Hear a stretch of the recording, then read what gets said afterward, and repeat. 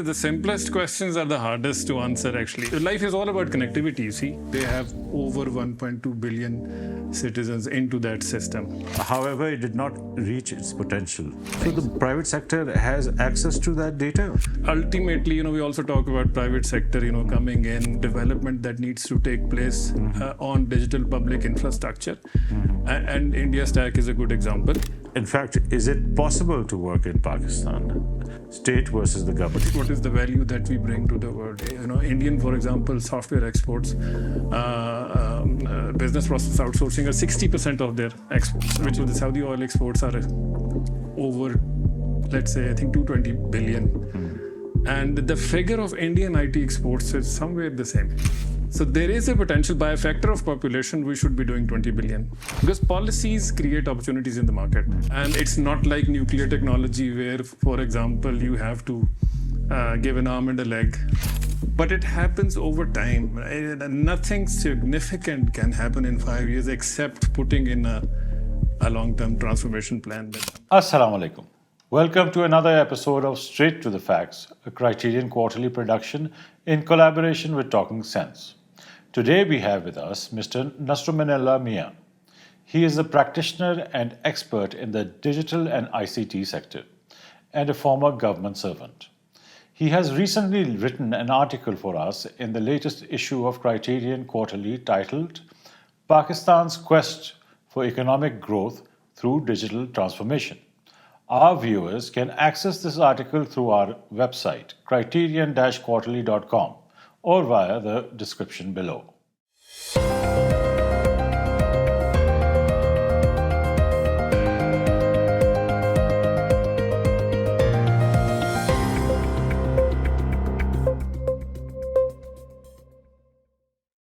Assalamu alaikum.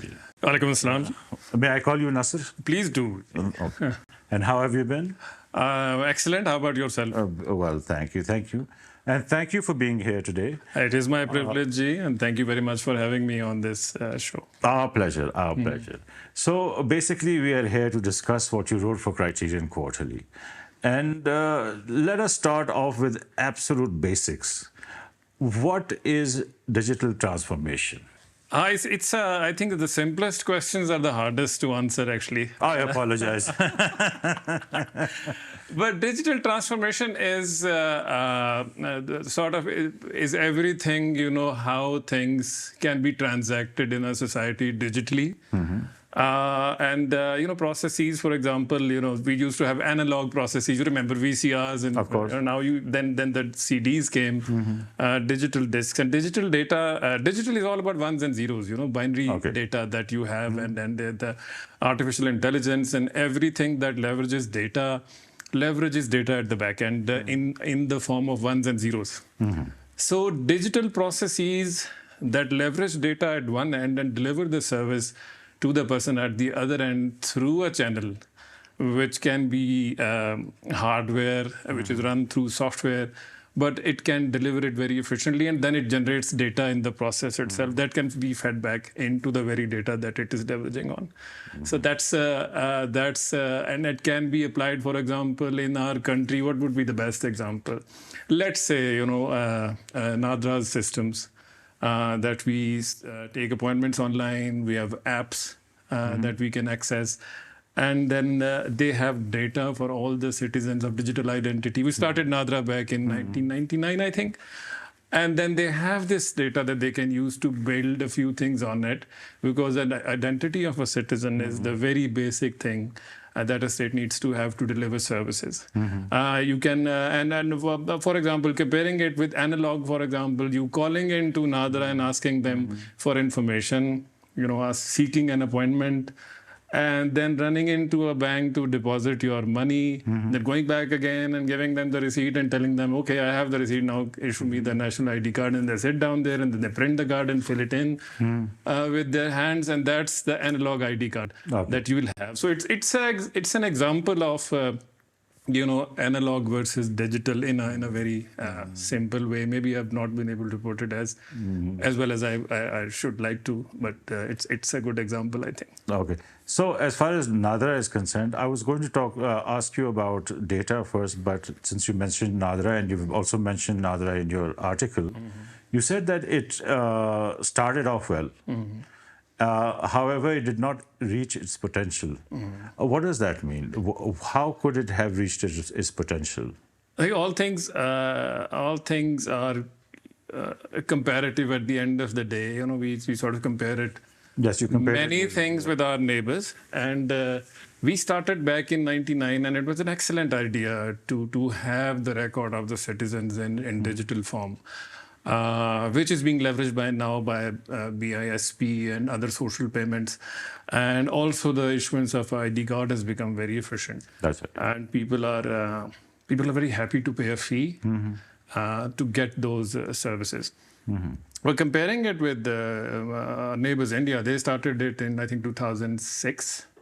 And it was the identity program. I don't know what they call it. But then they started, and then that it developed into something significant, which is very well known. Okay. And the Indian Identity Program, and then it developed into an India Stack. So the Stack is something which is a digital platform that is built on that identity data that they have of their citizens, and they have over 1.2 billion citizens into that system. And which then they developed with the help of the private sector. And of course, the government had to invest the money initially. But now it sort of helps not just the government in delivering social services, it also engages private sector onto that digital platform, and the private sector can develop applications for delivering their own business services to the citizens, which can be payments, which can be micro loans and other such things. So the private sector has access to that data? Private sector has access to that data through a data exchange layer. Okay. So which sort of builds that security into the system, but then it also allows some innovation to take place. But ultimately, we also talk about private sector, coming in and mobilizing private sector capital. But essentially, there is a certain level of development that needs to take place on digital public infrastructure.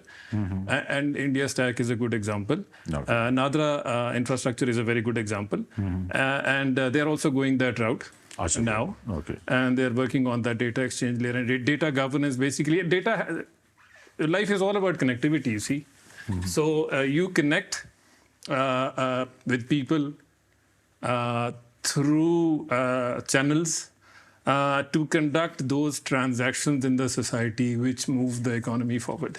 Okay. So that's essentially what it is. And in their case, for example, they have this identity, and then they have another thing called DigiLocker, where, for example, if I were a citizen, my identity would be there. My basic, for example, credentials, educational certificates would also be there. Okay. So I don't need to actually carry a photocopy of something or even an ID card. So if I go there, I do an iris scan or a biometric, say a bank, and the bank would be able to open an account for me there and then without me having anything in paper. So that's the kind of thing that sort of builds on the stack. And that's where I think another needs to go and maybe beyond, because very really bright minds, working on these things. Okay. But sort of, things are in between slow down for their own reasons. But I think we've got a good framework and good infrastructure that can take it to that level, which can obviously help then BISP. And there is a discussion of all over universal basic income and so on. But essentially, I think social payments is one area which can really benefit from that. So as far as the theme is concerned of your article, which is economic growth through digital transformation, there's no argument in that. The process of achieving that, that is where the issues come in, if I'm not mistaken. There are a few examples you gave of countries that achieved a certain level of digitalization. You gave the example of South Korea, Singapore, I believe Israel, India. Denmark also. Yeah. Pardon? Denmark. Denmark, yes. Estonia, Lithuania. However, all of them had one thing in common, as you use the word, long-termism. They had a long-term policy, which means that it was the state and not the government that was dealing with that. Because governments keep on changing, and in our short term, the state is there. How do you see that sort of working in Pakistan? And do you see, in fact, is it possible to work in Pakistan, state versus the government? If you could first explain what you meant by state versus the government. Well, it's in a way, I'm not a political scientist, but I think it's just plain to me that, which one came first? The state. It was the state. Yeah. And then, the government is of course, a mandated entity or organism, if you wish to call it that. It is mandated to perform, put in place for a certain period. So it has a tenure. And within that tenure, it's possible to do many things. But it's also very difficult to do something which will give results, say, for example, after 10 years, 10 years. or even 5 years. So there is the tendency then would be to focus on what can be done now. Short term. Rather than, so there is given, for example, our challenges of our times, 3 mega trends stick out. One is demographics, the other, of course, is climate change. And then the third one is digital transformation.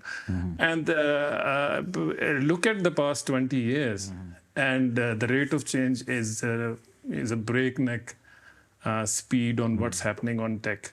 Yeah. So the change that we see in the past 25 years is the change in internet communication technology, essentially. The scale is just phenomenal. But it has happened over 2 decades, 2.5 decades, and there is a history behind it. The knowledge tends to build incrementally, innovation does the same. But it happens over time. Nothing significant can happen in 5 years except putting in a long-term transformation plan that somebody can make the effort. But making that effort is like making that effort. So there needs to be a programmatic approach, which, and then, of course, state has a long-term interest. Yeah. The survivability, governments come and go, but the state has to be viable in terms of what it intends to offer to the citizens and the functions that it needs to perform. And then there needs to be a programmatic approach sequentially followed through successive governments. On a certain agenda, can be digital, can be climate change, can be demographics, can be any other growth agenda, can be, for example, exploration of oil in the Arabian Sea. It would also take 10, 12 years, if you wanted to explore that. So that's nothing is going to happen in 5 years. Okay. So there needs to be a thorough kind of a brainstorming on this. What is the long-term evolution? For example, for our society, for our people, for the country, what's the unique positioning that we wish to have, within a regional context or within the global context? What is the value that we bring to the world? It's simple mathematics. The inflows have to be higher compared to what flows out. It has to be in hard currency. So it can be grants, it can be FDI, it can be lending instruments, it can be deposits, but then it can also be earnings.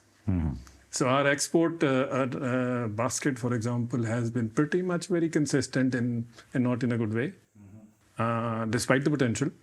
So digital, as we were discussing earlier, is a potential area where you have a workforce, which already is the 4th largest freelancing workforce in the world. But then, that's one small chunk of the pie. Indian, for example, software exports business process outsourcing are 60% of their exports, which is quite high. Yeah. And they've grown 8 to 10% annually over the last 20 years. And just to give you an example, the Saudi oil exports are over, let's say, I think 220 billion.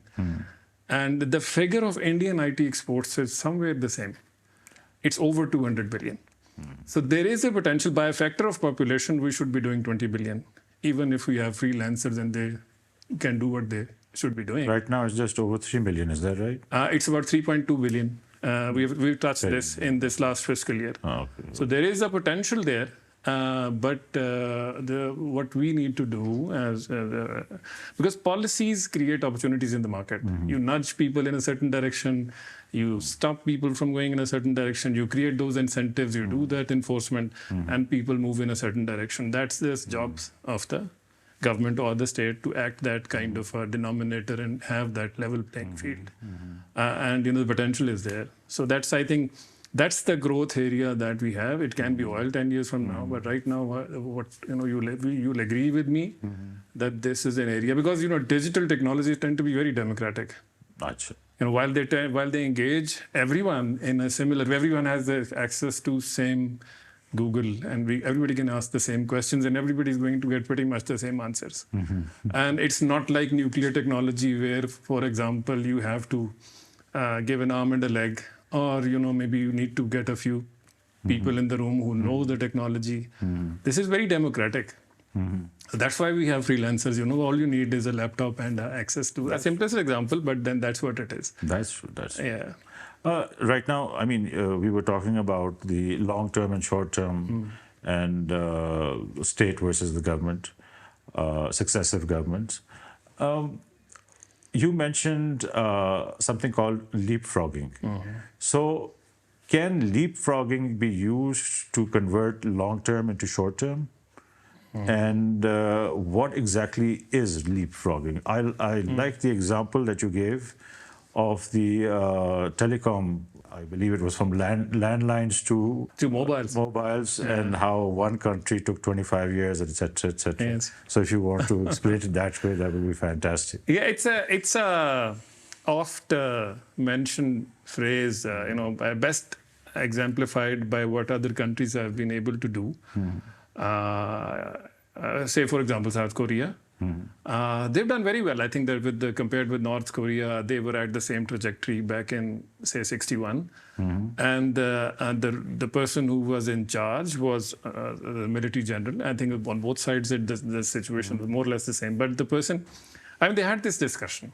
What is the route that we want to take? And they chose to sort of open up the economy and follow a very well-considered long-term approach. If you look at the list of inventions, not much will be coming out of, say, South Korea. I'm just hypothesizing. We don't have any empirical evidence on it, but I'm just guessing. But they have, what they did, I think they picked up the technologies and improved it. What was there elsewhere, and they picked it up. And China has done the same. Yeah. They've gone beyond leapfrogging. In fact, what they've done to the PV sector on solar, they produce 70% of this global solar panels. So, which is huge. So this has been, I was reading something and he called it transformative leapfrogging in the case of Chinese solar PV manufacturing capacity. So, and the Koreans have actually done it in electronics, in cars, and how they innovated. So we could do the same, but there has to be a latent comparative advantage that you create. In our case, it is the workforce that we have, and that's why the Koreans are suffering, that they don't have people. I was in Korea thrice actually last year, and the pehli do dafa I didn't understand. I felt very strange what's happening. So I didn't realize that something was off. So then I realized on the fourth day, second time, that there were no children. So I saw a woman carrying two children in a pram, and then I noticed that there bache nahi hai. So then I asked them the question, and they said of a decade or 1.5 decade ago, we had 200,000 children were born, more than 2 decades ago. and 800,000, sorry, apologies. And now it's 200,000 only. So look at the decline that they have. So they are looking at selected, very selective immigration.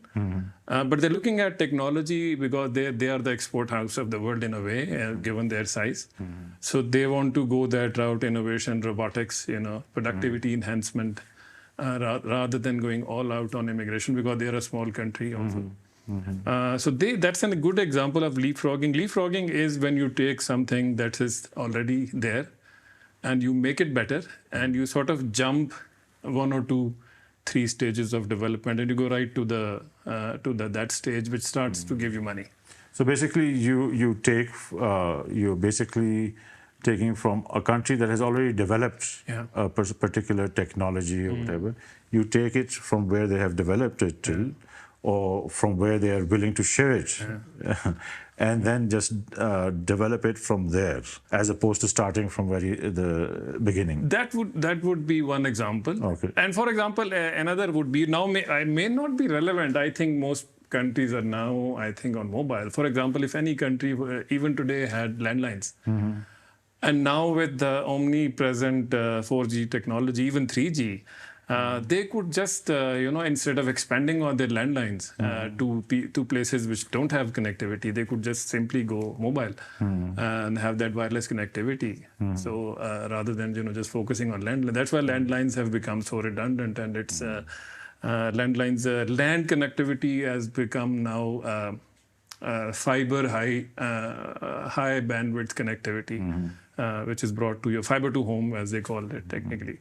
So you jump that phase where you normally go through A, B, C, and you go straight to D. Okay. For somebody, for example, somebody who's just on maybe 2G these days, and he would now have the option of going directly to 5G. Okay. So rather than, because infrastructure investments tend to be very capital intensive. So if you go 3G, 4G, and then 5G, so why not go to 5G directly, or just 4G plus 5G connectivity to balance that out? So that, I think, would be... But I still love your example that you wrote. So I'm going to quote his example. It was from landlines to, what was it, phones, mobile phones to smartphones. Yeah. The West, you said, took 25 years, but through leapfrogging, Kenya took 15 years, I believe. Or less To adopt smartphones. And Myanmar only took 3 years. 3 years. Look at that. And that is leapfrogging there for you. Absolutely. 3 years is no time. Yeah. And then, you up here, dekhen the scale that you achieve in 3 years. But there is going back to the previous question, whether that's possible here or not, or whether we can do Where it. we can, instead of bring the long term down to short term through leapfrogging. Through leapfrogging, you cut down on the development cycle. But there is a degree of leapfrogging itself might be adoption of something which is down the line and you are way behind. So you jump to that third level. But there is a level of innovation that you would still need. And that innovation would serve you well in your public policy instruments, because you need to have that innovative thinking, because you're adopting something which is out there and you are 2 levels behind. So there is a level of innovation that would still go into your innovation in implementing whatever you're trying to implement. Because and on digital, then Korea, for example, had that advantage in electronics and car manufacturing. And that's how they picked up. And then they went into construction and other. Basically, what you're saying is that you need a certain level of awareness or because then you have to take that technology to the next level. Absolutely. That is why you need that certain level till that level at least. Is that what you're saying? Yeah, and then you need to have that thinking. Even public policy would to people be something that's static, boring, on paper. But it also, for example, needs to be a bit more dynamic, bit more sustainable. If you want to leapfrog, because then you have to be on your toes if you're trying to leapfrog, Otherwise, things will just pass you by. So a level of awareness and understanding, and how do you want to capture that moment even on demographics, that the advantage that countries like Pakistan have, I think the window is, as people say, is not infinite. So the planning on that needs to be happening today. And even on China, I think there's a very interesting article that I'll recommend to you. It was in New York Times. It's called "The Land That Refused to Fail." Something. Okay. So if you go through that, you get a sense of how the whole thing started. And New York Times published it. It's not that new. But still, I think a few people got together and they decided, they had developed that kind of thinking. What is the competitive edge that we will have, and how we are going to achieve it within the national situation and within the international situation, which of course was favorable for them, has been for a very long time, and they sort of made use of that window. Yeah. And now things are, of course, different as we understand. Yeah. But then, the window that they had, they made an excellent use of it. Yes, they did. Yes, they did. Yes, they did.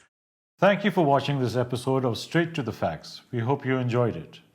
Don't forget to like the video and subscribe to the channel so that you can stay up to date on our latest content. In our culture, we would prefer jobs than to take the risk. It should be a rational choice for a person coming out of a university to sort of have those menu of options. We need to maybe see, the strengths that we have, comparative advantages. It's important to have an image of imagination being more important than knowledge. We have agriculture as backbone of our third largest wheat producers in Asia.